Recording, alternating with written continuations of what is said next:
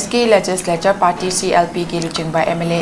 𝐀𝐍𝐀𝐋 phongdokhiba wafam dauda tara manga suba finance commission gi lupa crore chatruk hena sizinadana hlankiba lenga ki thawung asina manipur bu hena wahalagani aduga makhatana chief minister yauraga council of minister tarani thoi leifam thokpada minister ahum mari khaktana lenga chalaigani haibasi aranba khongthangni amasung constitution amadi democracy gi wangmadani asumna chatharagadi afaba lenga oirakloi hairiba wafam sineuza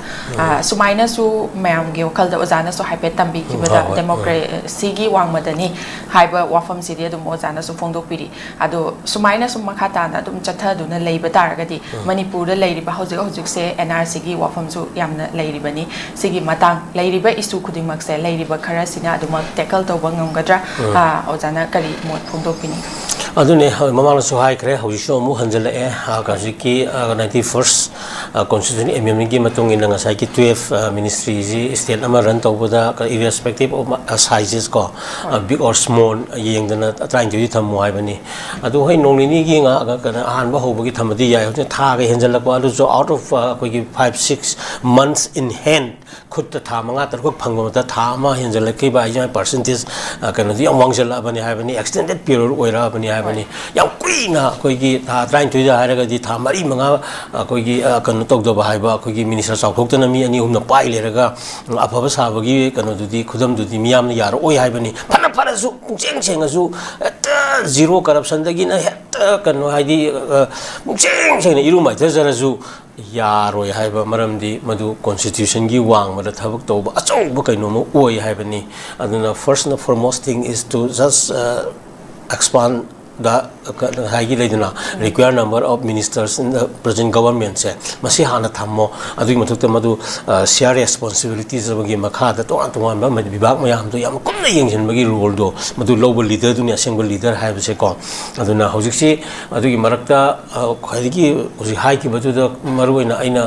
kano tahu buji kano tajida maruin ko gi budget lapse to bagi dun tra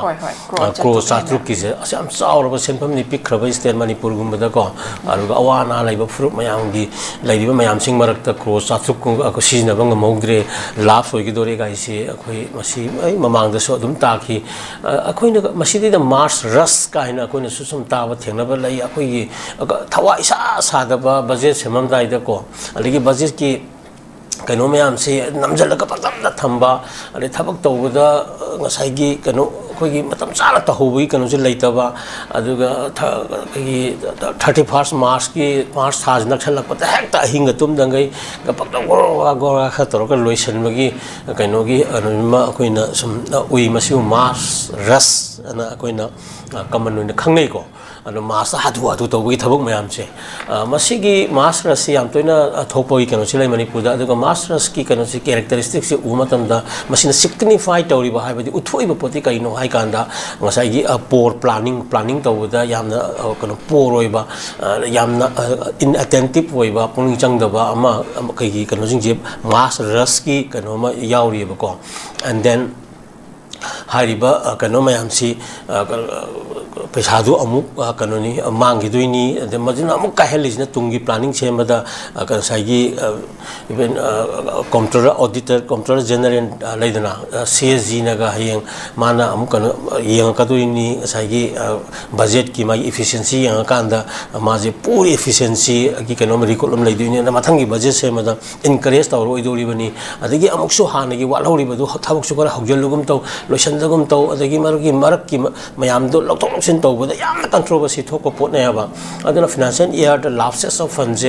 ngosi lahan loidong ni habane thawoina lahan masu yawi madu adum lehengra to mi lehan ba tawda di phando ma gi proper sinagum na sinada ba atopa divert tawra kainom da di sina thokra ba aduga lapses ni haraga madu gi maming da thamjan gi ba ko aduga masu laibra laitabra ga do RTI gu masu adum tharakadra khali mayam na ko ai di phandu kai chaki ama chaki ga jo hangka matam da aduna sigumasi akoina yamna thoktra ba singa da bani aduna hoji phogi di lapses of fund ko 6 crore lagi ba hai basi as the good governance ki kanu di asokum di lai hai baduma ko yamina si aduna masi matung da sigum se thokdana ba adu hoji la e april 3 to phok sai bugi marak 1 to 16 gi marak sida amu ahan ba 16th financial year laktoini ji thoibu wa toksina 15 financial year gini ko aduna sigi kanu si da semho goduri budget ki kari ki am ji haudora bani aduna sigumba kanu se yamna matung dong thoktana ba tawhaningi aduna punamak miyang gi lan ngatani miyang gi kanu chakho thorangi ngatani state ki development gini lanai yu ponati ko simayam si yenga kanda miyam na dum just tawrakani masi da akoina yaushal laga tawrubdi yadramina ko tholako matam da miyam gi kanu adugi justification je lakani thajaba maduna punamak asagi incumbency ki factor je lakani haji mangjomna mai thamge ko hoi thagachari oja duga